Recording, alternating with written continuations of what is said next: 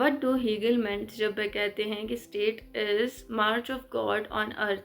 Hegel एक German philosopher रहे हैं और उनका कहना था कि राज्य पृथ्वी पर भगवान का स्वरूप है।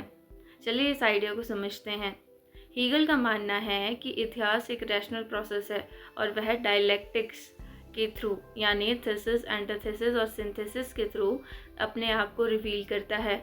और जब ये सबसे हाईएस्ट स्टेज में पहुंचता है तो हमें राज्य देखने को मिलता है।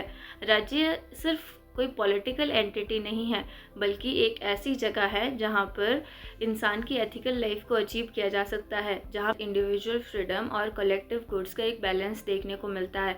इसलिए जब हीगल कहते हैं कि state is march of God on अर्थ, तो वह कहना चाहते हैं कि जो गॉड है वह अपने आप को हिस्ट्री के थ्रू रिवील करता है, और जो मॉडर्न स्टेट है, मॉडर्न कॉन्स्टिट्यूशनल स्टेट, वहाँ जो गॉड की इच्छा है वो रियलिटी में कन्वर्ट होती है। और यही राज्य मानवता के स्पिरिचुअल और मॉरल डेवलपमेंट का एक कॉन्क्रीट फॉर्म है।